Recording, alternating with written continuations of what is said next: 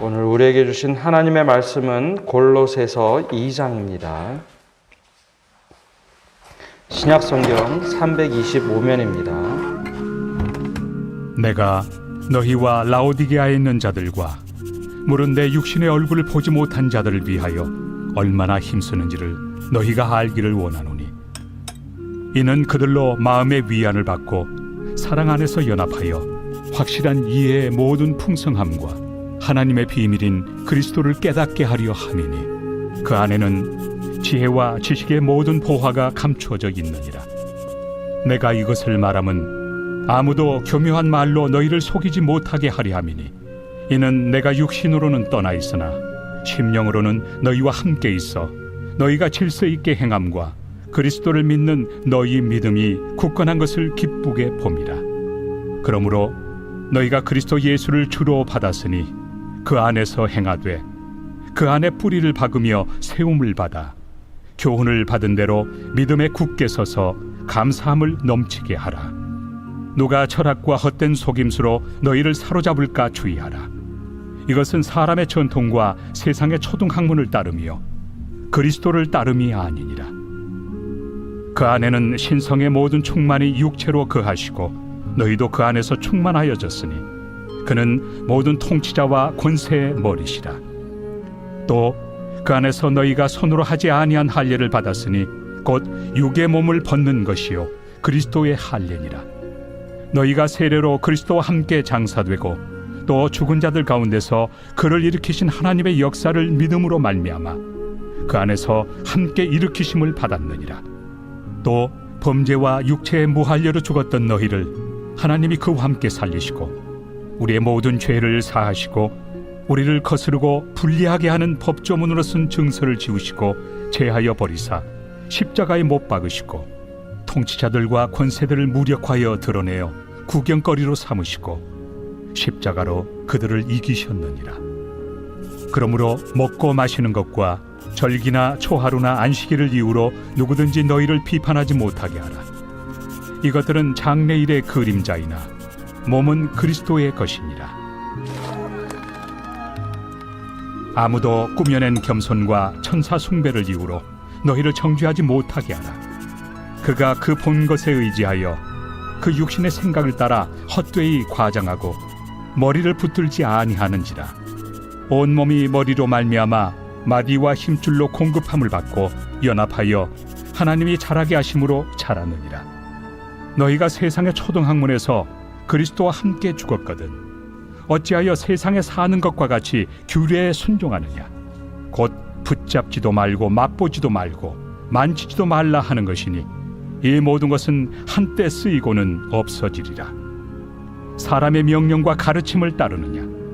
이런 것들은 자의적 숭배와 겸손과 몸을 괴롭게 하는 데는 지혜 있는 모양이나 오직 육체에 따르는 것을 금하는 데는 조금도 유익이 없느니라.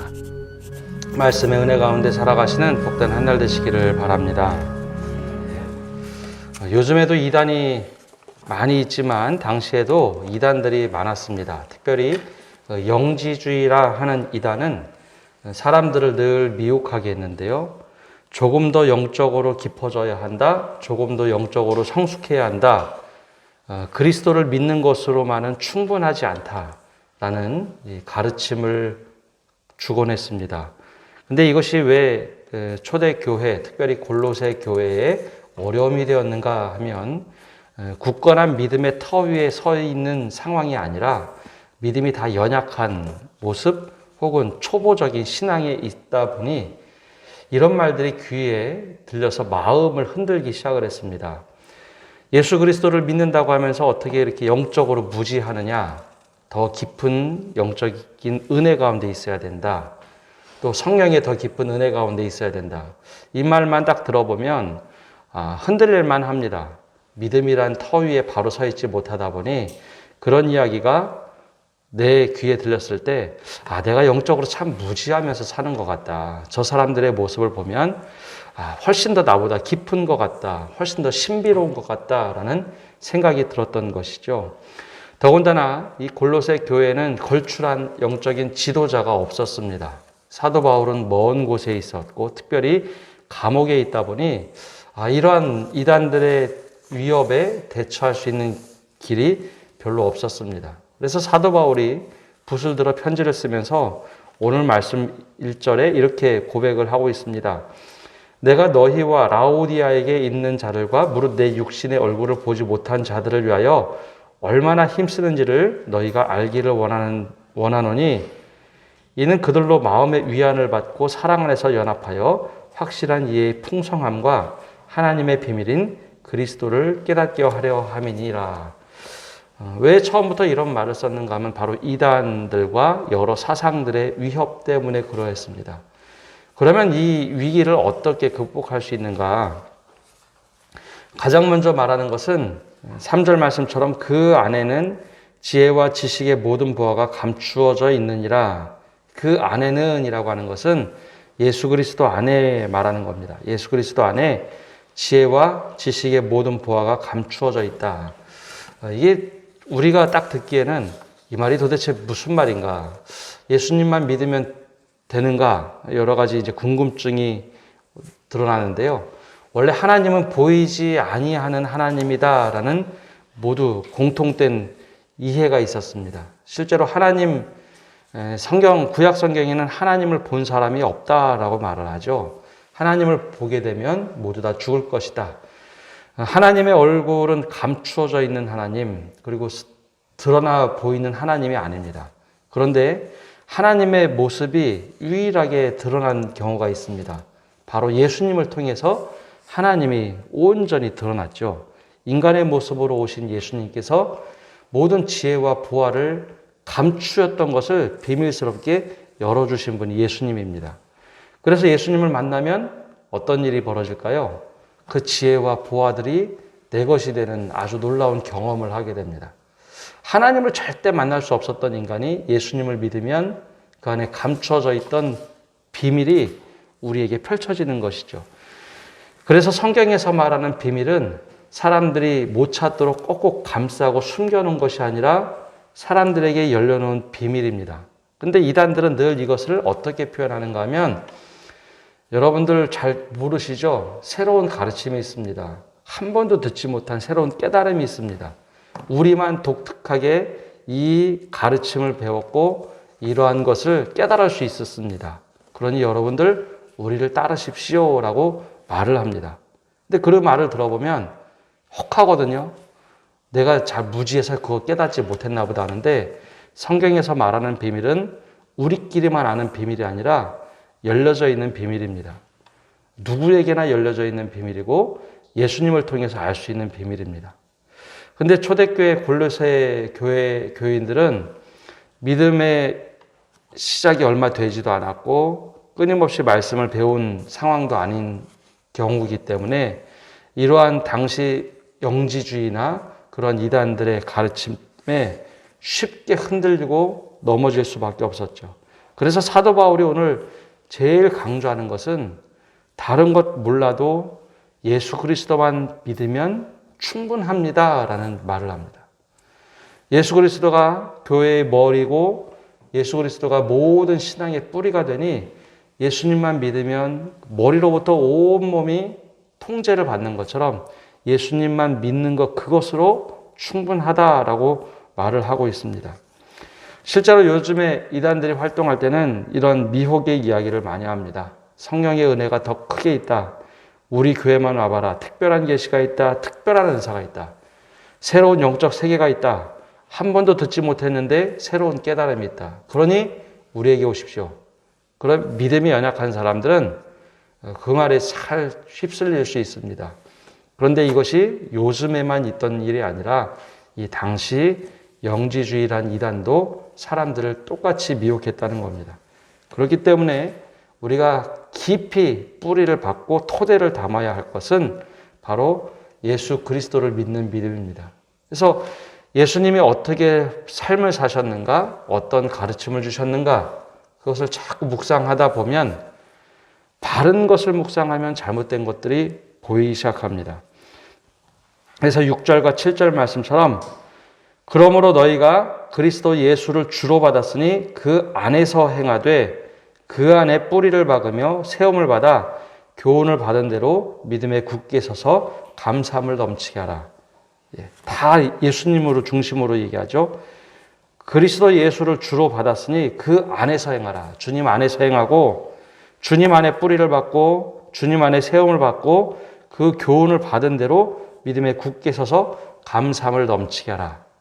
그리스도 예수 안에 믿음 안에서 행하고 그 말씀을 늘 묵상하면 특별히 이단에 흔들릴 이유가 없다라고 말합니다. 그럼 그 당시에 어떤 이단들이 있었는가 하면 8절 말씀에 나오는 것처럼 철학과 헛된 속임수였습니다.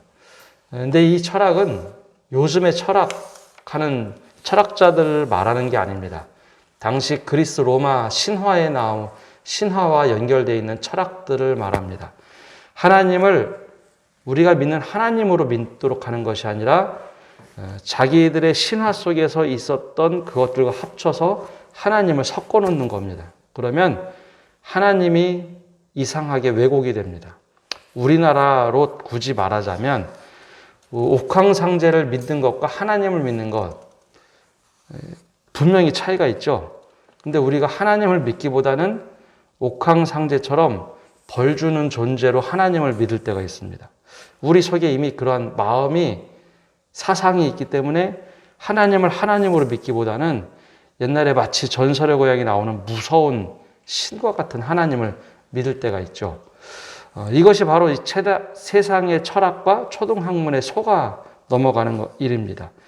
그래서 그 말씀에 사도 바울이 뭐라고 얘기하냐면 8절에 누가 철학과 헛된 속임수로 너희를 사로잡을까 주의하라. 이것은 사람의 전통과 세상의 초등학문을 따름이요 그리스도를 따름이 아니니라. 그런 곳에 막 미혹하다 보니 내가 예수님을 따른다고 하면서 어느 순간에 불쑥 내 생각, 사람의 전통을 따르고 세상의 초등학문을 따라서 예수님을 따른다고 하면서 잘못된 길로 계속 가는 겁니다. 근데 사도 바울은 이 모습을 보면서 우리가 반드시 기억할 것이 하나 있는데 사람의 유전이나 세상의 초등학문을 어떻게 극복하는가? 유대인들은 육체의 노력을 통해서 이것을 극복하라고 얘기를 합니다. 경건의 훈련이 단지 우리가 기도와 말씀의 생활이 아니라 굉장히 금욕적이거나 스스로 채찍을 때려서 바로잡도록 그렇게 가르쳤습니다.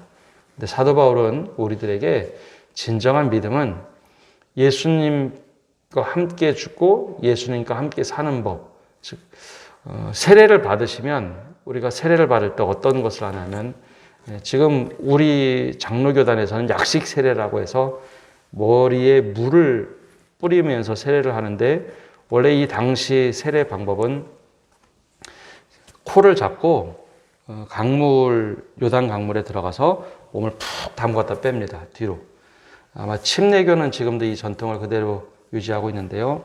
이것은 뭐 더 좋다 나쁘다가 아니라 원래 세례라는 모습이 몸속에 강물에 물을 푹 담갔다 이렇게 세워줍니다.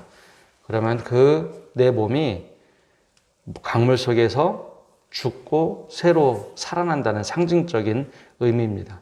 그래서 예수님과 함께 우리가 다 십자가에 죽고 하나님께서 그를 살리신 것처럼 우리도 새롭게 살리신다. 그래서 우리가 세상 초등학문이나 혹은 다른 어떠한 노력으로도 우리가 구원받는 것이 아니라 하나님의 은혜로 주님과 함께 죽고 새롭게 살아남으로 우리가 믿음 생활을 한다. 그러니 다른 것 의지하지 말고 오직 예수 그리스도의 삶과 가르침과 말씀을 묵상하면 다른 미혹된 것에 흔들릴 필요가 없다라는 겁니다. 유대인들은 할례, 몸의 할례를 받았다면 우리는 세례 받은 것 자체가 할례와 오히려 더 나은 영적인 할례다라는 것을 말하고 있죠. 그러고 보면 다른 가르침들을 자세히 보면 예수 그리스도만으로는 불충분하다라는 이야기를 합니다. 예수님 믿어. 근데 왜 우리는 더 노력하지 않는가? 왜 우리는 더 열심을 내지 않는가? 구원받으려면 하나님 앞에 더 노력하고 더 많이 해야 된다. 근데 사도 바울은 그것이 아니라 예수 그리스도만 정말 바르게 믿으면 그 말씀대로 살고 말씀대로 우리가 은혜를 받고 살아가면 그것으로 충분하다라고 말을 합니다. 그래서 16절에 보면 또 이런 말도 나오죠. 그러므로 먹고 마시는 것과 절기나 초하루나 안식일을 이유로 누구든지 너희를 비판하지 못하게 하라. 이것은 무슨 말씀인가 하면 유대주의, 의식주의를 말합니다. 유대교인들은 먹는 것, 마시는 것, 절기를 지켜야지 진짜 믿음이다 라고 하는데 그것 때문에 비판을 받고 걱정하거나 내가 구원을 못 받는다라고 걱정하지 말라는 겁니다. 예수님을 믿으면 이 모든 것 내가 반드시 지켜야 구원받는 것이 아니라 하나님의 은혜로 구원받는다라는 것이죠. 근데 이것이 당시에는 유대 의식주의로 늘 사람들을 정죄하는 걸림돌이 되었습니다. 또 하나 20절에도 그런 말씀이 나오는데요. 너희가 세상의 초등학문에서 그리스도와 함께 죽었거든 어찌하여 세상에 사는 것 같이 규례에 순종하느냐. 예수님과 함께 죽고 새로 살았다면 어떻게 자꾸 율법에 매이거나 사람들이 말하는 세상 초등학문 때문에 넘어지려 하느냐라는 권면을 하고 있죠.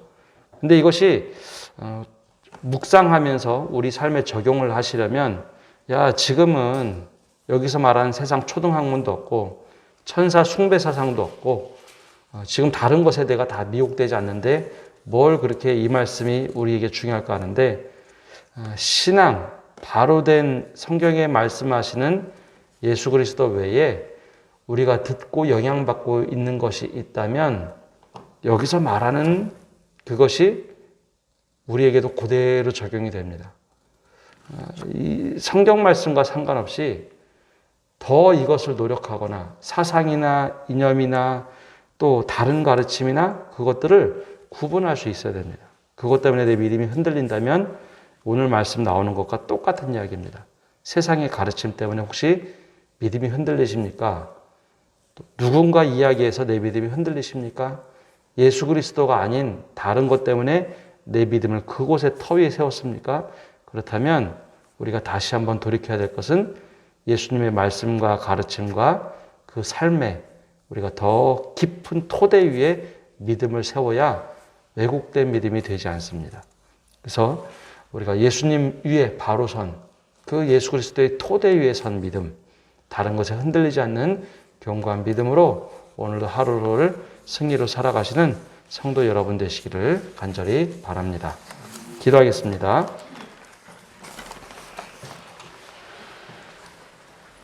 하나님, 오늘도 저희가 주님 앞에 나와 기도하며 나갑니다. 우리 시대에 참 미혹하고 유혹하는 것들이 많습니다. 특별히 이단의 가르침들이 참 많고 또 세상의 초등학문 또 잘못된 가르침들이 너무 난무하는 시대에 살아가고 있습니다. 다른 무엇보다도 우리가 예수 그리스도의 터 위에 믿음을 세우고 있는지 그 안에 뿌리를 받고 있는지 그 안에 행하고 있는지 우리 자신을 돌아보게 하여 주옵소서. 이것이 진짜 진리다 수많은 사람들이 외칠 때 그것에 휩쓸리지 않게 해주시고 이 믿음이 바른 믿음이다 라고 외치는 그 소리들에 휩쓸려서 정작 예수 그리스도를 믿고 살아가는 모습이 아니라 사람들의 이야기 속에 파묻혀서 잘못된 믿음의 길을 가고 있다면 오늘 말씀을 통해 깨닫고 예수 그리스도 안에서 행하고 그 안에 뿌리를 받고 그 토대 위에 바른 믿음을 세워서 예수님께서 어떻게 사셨는가, 지금도 예수님께서 나에게 무엇을 말씀하시는가 그 음성을 듣고 믿음 생활하는 저희 한 사람 한 사람 되도록 은혜 내려 주시옵소서. 그리하여 내가 예수님 한 분만으로 만족합니다. 예수님 한 분 외에는 내가 모든 것을 배설물로 여기겠노라 라고 고백했던 사도 바울과 같은 믿음을 가지고 살아가는 저희 되게 하여 주옵소서. 그래 우리의 삶이 늘 하나님의 기쁨이 되도록 축복하여 주옵소서. 예수님의 이름으로 기도합니다. 아멘.